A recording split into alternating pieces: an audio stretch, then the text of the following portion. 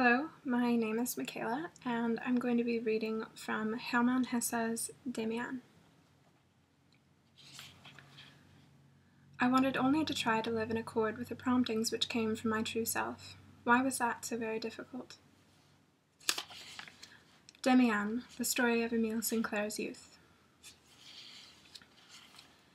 I cannot tell my story without reaching a long way back. If it were possible, I would reach back farther still, into the very first years of my childhood, and beyond them into distant ancestral past. Novelists, when they write novels, tend to take an almost godlike attitude toward their subject, pretending to a total comprehension of the story, a man's life, which they can therefore recount as God himself might, nothing standing between them and the naked truth, the entire story meaningful in every detail. I am as little able to do this as the novelist is, even though my story is more important to me than any novelist is to him. For this is my story. It is the story of a man, not of an invented, or possible, or idealized, or otherwise absent figure, but of a unique being of flesh and blood. Yet what a real living human being is made of seems to be less understood today than any time before, and men, each one of whom represents a unique and valuable experiment on the part of nature, are therefore shot wholesale nowadays. If we were not something more than unique human beings, if each one of us could really be done away with once and for all by a single bullet, storytelling would lose all purpose.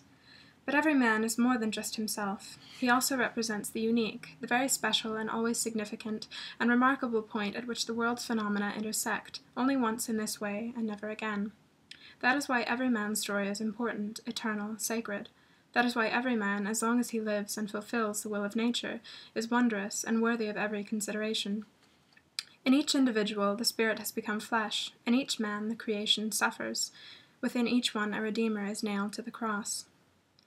Few people nowadays know what man is. Many sense this ignorance and die the more easily because of it, the same way that I will die more easily once I have completed this story. I do not consider myself less ignorant than most people. I have been, and still am, a seeker.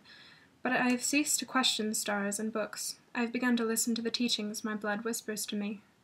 My story is not a pleasant one. It is neither sweet nor harmonious, as invented stories are. It has the taste of nonsense and chaos, of madness and dreams, like the lives of all men who stop deceiving themselves. Each man's life represents a road toward himself, an attempt at such a road, an imitation of a path. No man has ever been entirely and completely himself, yet each one strives to become that.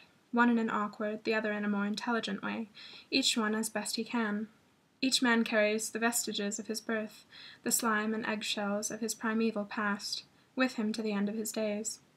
Some never become humans, remaining frog, lizard, and some are human above the waist, fish below. Each represents a gamble on the part of nature and creation of the human. We all share the same origin, our mothers.